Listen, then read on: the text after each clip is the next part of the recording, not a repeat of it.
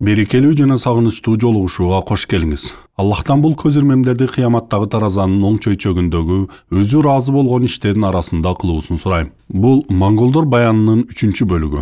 Өткөн бөлүгүндө биз монголдордун ислам дүйнөсүнө болгон баскынчылыгынын кантип башталганына күбө болгонбуз. Ислам дүйнөсүнүн чыгышында Чыңгызхан менен Хорезмшах Мухаммаддын ортосундагы салгылашууда эки жактан тең эсепсиз көп адамдардын кырылганын көрдүк. Ошондой эле Хорезмшахтын Үргөн шаарына чегинүүсүн, ошол себептүү ислам дүйнөсүнүн чыгышына Чыңгызхандын толук бийлиги орногонуна да күбө болдук. Хорезмшах ислам дүйнөсүнүн чыгышын, андагы шаар кыштактарды, алардагы мусулмандарды эч кандай коргоосу жок, коргонууга шарты да жок, жардам да бербей, монголдор менен бетме-бет таштап салып, Үргөн шаарына өз үй бүлөсүн, топтогон дүйнө байлыгын, казынасын коргоо үчүн гана чегингенин көргөнбүз. Ошондой эле өткөн сериясынан монголдордун мусулмандардын улуу шаары Бухарага бастырып киргенин көргөнбүз. Бухара шаарынын ислам дүйнөсүндө илимдин бешиги же илимдүүлөрдүн шаары деген өзгөчө орду бар. Бул шаардан хадис илиминин чолпон жылдызы сүйүктүү аалымыбыз Имам аль-Бухаринин чыкканын айтсак жетиштүү болот. Биз Бухаранын толук талкаланганына күбө болгонбуз. Бул шаарда чептин ичинде коргонушкан аалымдар менен ер жүрөк баатырлар жана жөнөкөй карапайым адамдар да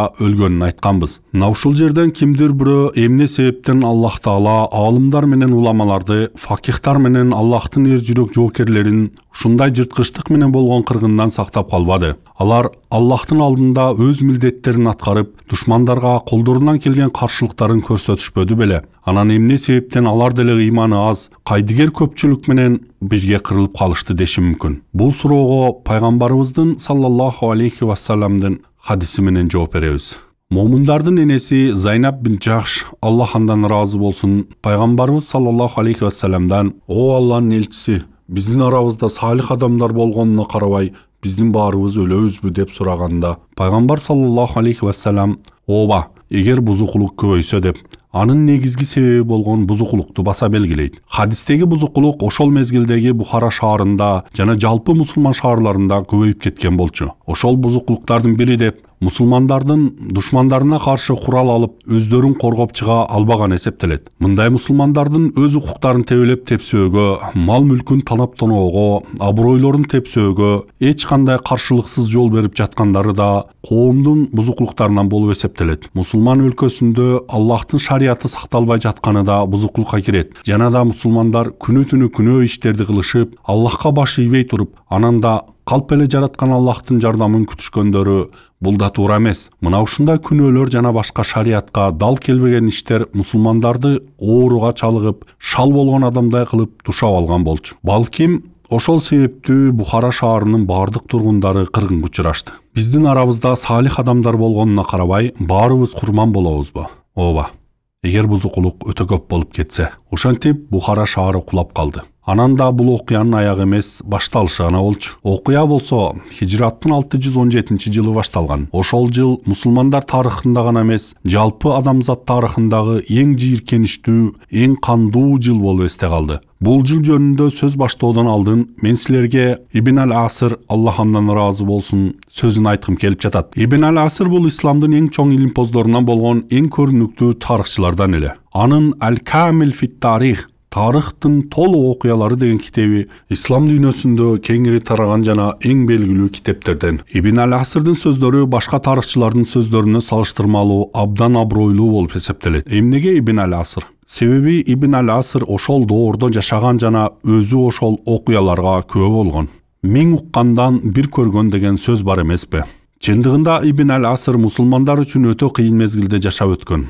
Ал мусулмандардын баштарынан кечирген баардык кыйынчылыктарга, зордук-зомбулуктарга, кыйрап талкананууларга, таланып тонолууларга күбө болгон. Өкүнүчтүүсү ал мусулмандардын жеңе баштаганын көрбөй калган. Ал мусулмандар монгол татарлардын баскынчылыгынан кутула электе өтүп кеткен. Мусулмандарды мындай абалы ага өтө оор тийгенин жана бул үчүн көп кайгырып заманасы курулганын анын жазган саптарынан байкасак болот. Ошондуктан Ибн аль-Асрдын эмгектеринин башка тарыхчыларга караганда өзгөчө маанилүүлүгүн белгилейбиз. Жана биз монгол татар тарыхын окуп жатып, анын сөздөрүнө өзгөчө көңүл бурууга милдеттүүбүз. Ибн аль-Аср Аллахындан разы болсун, монгол татар окуясынын кириш сөзүндө кайгы менен муңга толгон бир бет келтирет. Ошол беттен бир нече сөздү окуп берейин. Эң башында ал адамдын акылын айран кылган сөз жазат. Анан да таң калыштуусу, ушул сөздү Ибн аль-Асрдай чоң илимпоз жазып жатканда болчу. Ал бул китепти көпкө чейин баштай албай жүргөнүн айтат. Создуктурууга эмне себеп деген суроого ким өз колу менен исламдын өлүмү жөнүндөгү кара кагазды жазганга дая алат дейт. Бул сөздөрдү маани берип дагы бир жолу окусаңар,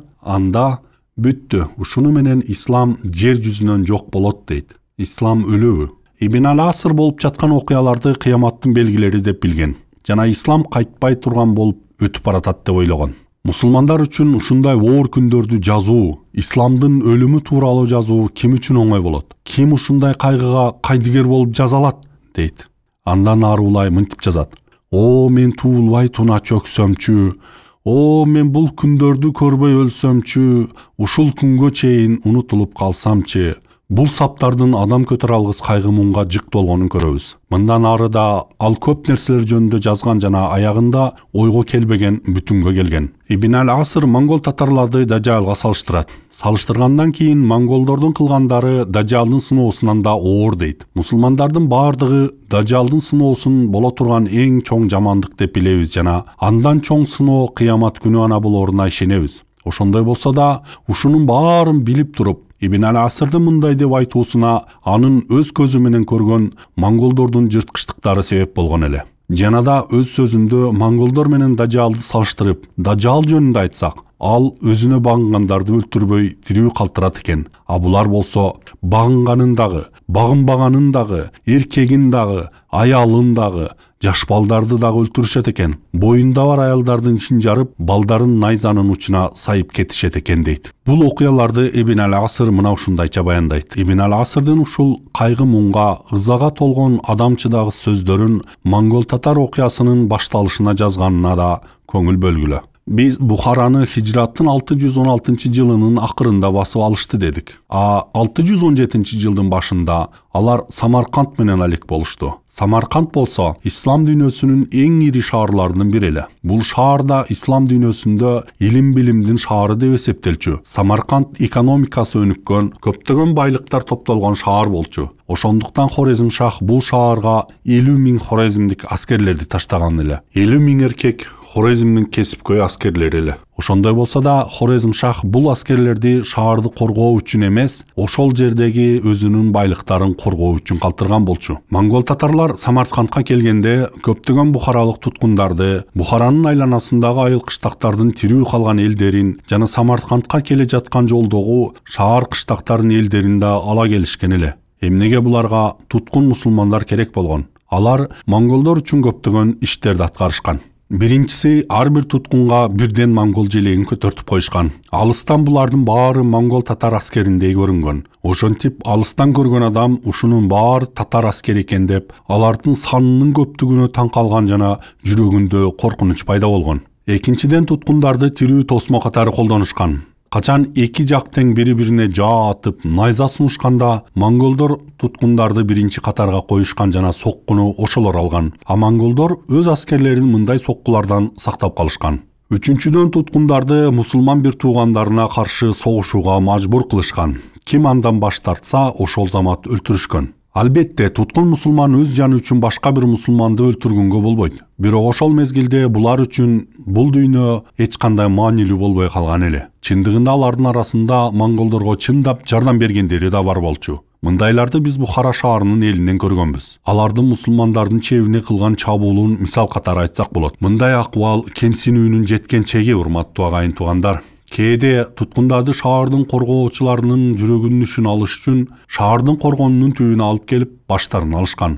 Ананда монголдор колго түшүп калышса туткун алмашкан. Бирок мындай алмашуулар өтө сейрек кезде болчу. Себеби монголдор колго түшпөйт эле. Ошентип алар Самаркандка келишти жана шаарды курчоого алышты. Самаркандтын жашоочулары мындай кырдаалдан кантип чыгуунун жолун издеп чогулушту. Алардын арасында 50 миң Хорезмшах калтырып кеткен аскери болгон. Бирок бул аскерлердин биринде да чыныгы мусулман аскеринин сапаттары жок эле. Мындай көрүнүш ушуга окшогон эч бир негиздүү ишеними жок армияларда болот. Булар эч качан Кудай жолундагы казат, бейишке кирүүгө болгон умтулуу, жаратканга баш ийип жашап өтүү, мусулмандардын кол тийбестигин сактоо сыяктуу нерселер жөнүндө талкуу эмес, сөз да болбойт. Алар болсо катардагы башкалардан айырмасы жок кадимки эле армия болчу. Алар Хорезмшахтын байлыгын жана анын бийликтеги адамдарын гана коргоочу. Андан башка аларды эч нерсе кызыктырбаган. Ошондуктан качан Самаркандка монголдор келгенде, булар дарвазаларды ачып, монголдор менен тынчтык келишимин түзөбүз деп чыгышкан. Булар эмне бир нече ай мурун бухаралыктарга берген убадаларын бузган монголдор эмес беле? Силер дагы бухаралыктар кетирген катаны кайталаганын жатасыңарбы? Бирок Хорезмшахтын армиясы түшүнүксүз коркок, жүрөктөрү түшкөн акыбалга жетип калган экен. Бухаралыктарды алдагандай силерди да алдап кетет деген шаардыктардын сөздөрүнө кулак салышпай дарвазаларды ачабыз деп чыгышкан. Эми карагылачы, булар өздөрүнүн момун мусулман элине карата арстан болушуп, монголдордун астында кумга башын тыккан төө куштай эле. Ошентип Хорезм аскерлери дарвазаларды ачып беришти. Дарваза ачылары менен монголдор шаарга толуп кетишти. Шаарды толук колго алар замат Хорезмшахтын 50 миң аскерин өлтүрүп салышты. 50 миң. Ойлонуп көргүлө, азыркы шартка салыштырмалуу бул өтө көп сан.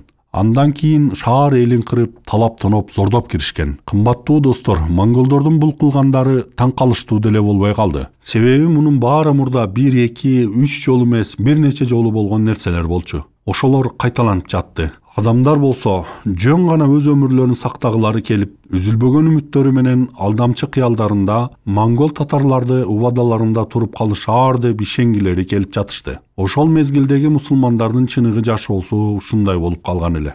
Хорезмшах бул окуяны уккандан кийин Үргөн шаарын бекемдөөгө болгон күч аракетин жумшап кирди. Мамлекеттин башка шаарлары анын оюна да келбеди. Чыңгызханга жаңы эле басып алган Самарканд шаары жагып калды. Бул шаар өтө чоң, күчтүү, жакшы корголгон шаар болчу. Жана ошол чөлкөмдүн ортосунан орун алган эле Самарканд шаары азыркы Өзбекстанда жайгашкан. Чыңгызхан Самаркандтан 20 миң аскерге Хорезмшахты тутуп келесиңер деген бир гана талап менен Үргөнчкө жөнөткөн. Бул 20 миң аскерди мындан башка нерсе кызыктырбады. Басып алуу, талап тоноо, кыйратуу, өлтүрүү, жазалоо, зордук зомбулук деген аларга көнүмүш иштерди да жасашкан эмес. Болгону Хорезмшахты тутуп келебиз деген гана максат менен жүрүп отурушкан. Эгер булар Хорезмшахты тутуп келишсе, Чыңгызхан бүтүндөй бир өлкөнү чөгөлөтөт эле. Ушул жерде көңүл бура турган нерсе, ал бул ишке болгону 20 миң гана аскер жөнөткөн. А бул аскерлер болсо, ислам мамлекетинин борбору Үргөнчкө жөнөп жатышат. Чыңгызхандын мындай кадамдарынан биз анын Хорезмшахты эч бир теңине албай турганын көрөбүз. Себеби буга чейин Самаркандтагы Хорезмшахтын 50 миң аскеринин каршылык кылбаганын көрдү. Ага чейин Бухараны дагы, андагы чептегилерди эске албаганда эч бир каршылыксыз алды.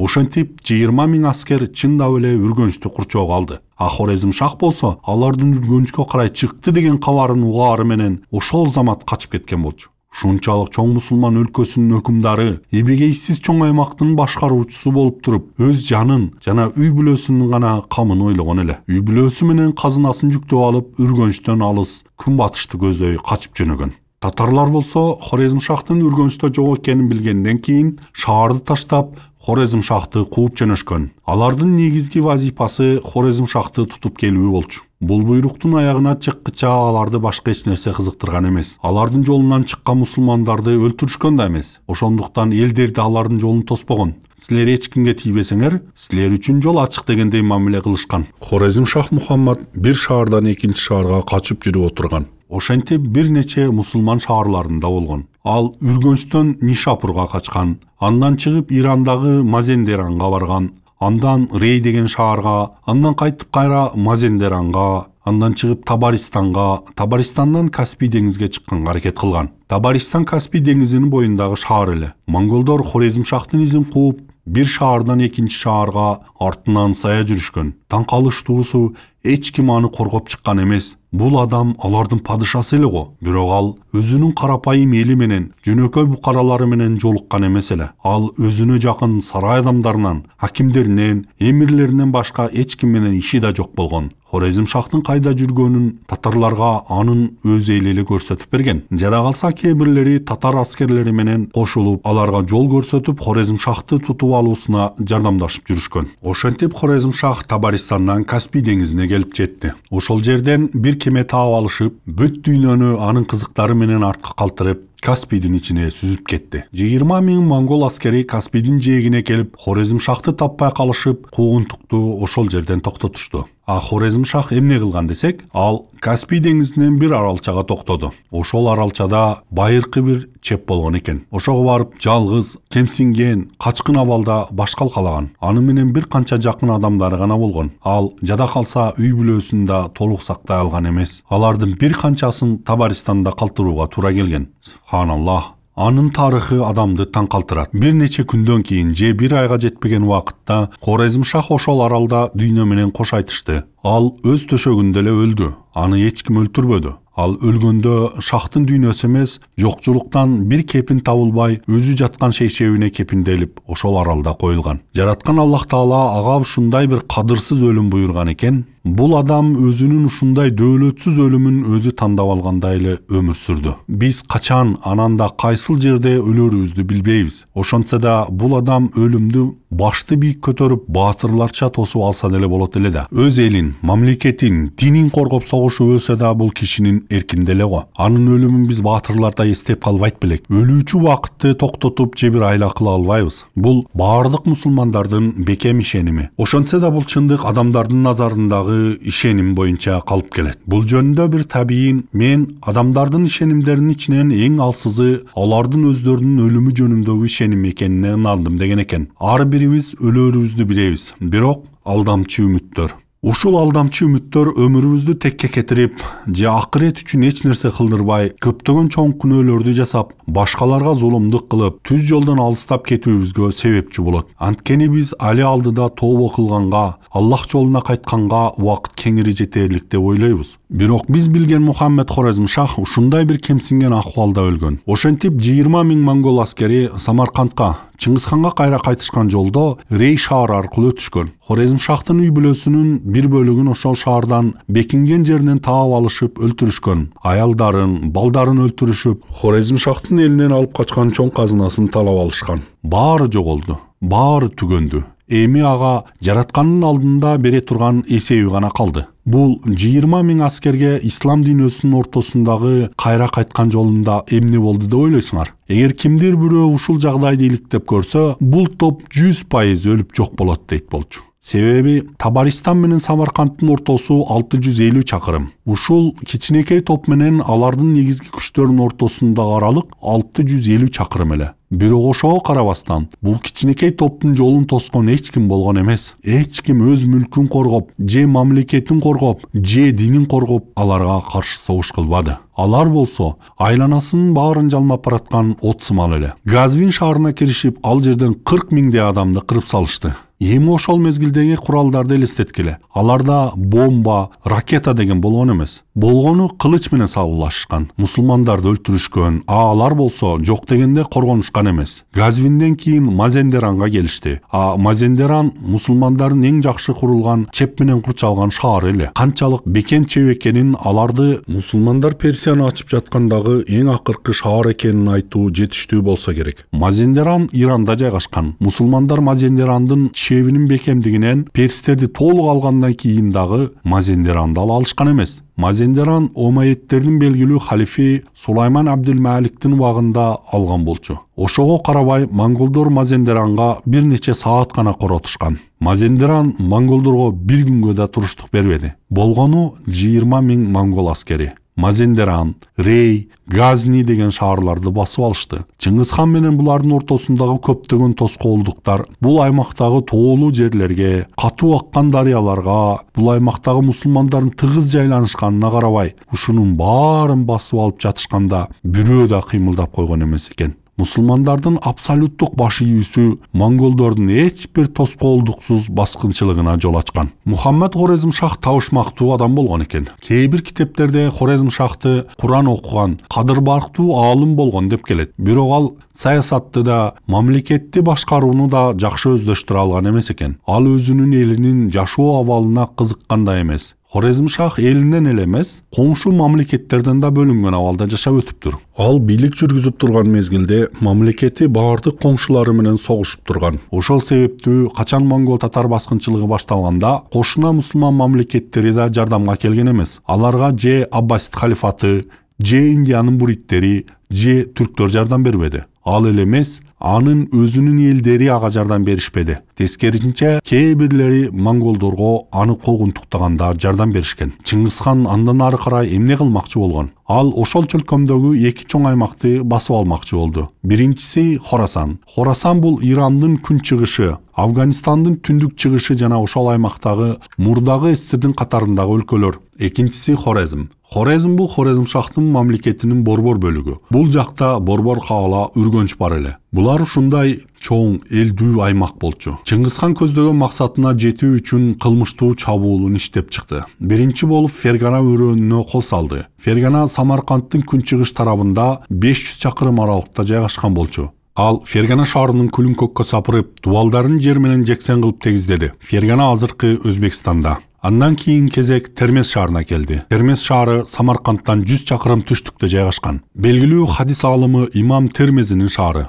Термезди талкалагандан кийин Сырдария боюндагы мусулмандардын тарыхындагы эң күчтүү чеби болгон Килап шаарын бузушкан. Монголдордун мындай соккулары мусулмандардын жүрөктөрүнө коркунуч салып, алардын бирөө да каршылык көрсөтмөк турсун ал жөнүндө ойлонуп да коюшпады. Ошентип акырындык менен мусулмандардын Хорасан өрөөнүнүн бир канча аймактары да монголдордун колуна өтө баштады. Хорасандын Балх, Герат, Мерв жана башка көптөгөн шаарлары душман колуна өттү. Балх шаарында өзгөчө окуя болду. Бул шаарга да мурдагылардай эле коопсуздук кепилин берди. Таң калыштуусу, алар убадасына туруп, Балх шаарына кыргын салган жок. Балх шаары Афганистандын түндүгүндө жайгашкан. Себеби эмнеде десек, алар Балх шаарынын тургундарына шарт коюшкан. Ал шарт боюнча балхтыктар монголдорго кошулуп башка мусулман өлкөлөрүн багынтканга жардам бериши керек болчу. Бул шартка балхтыктар кандай жооп кылышты? Алар чындап эле Чыңгызханга кошулуп мусулмандарга каршы согушуштубу деген суроолорго жана Хорасан менен Хорезмдин шаарлары монголдорго кандайча жооп кылышкандарын, кимдир бирөө аларга каршы чыктыбы же баардык адамдар монголдорго кың дебей баш ийип бериштиби? Булар жөнүндө кийинки чыгарылышыбызда сөз кылмакчыбыз. Кемчилдиксиз аруу Аллахтан анын жолдорун туура түшүнүүнү,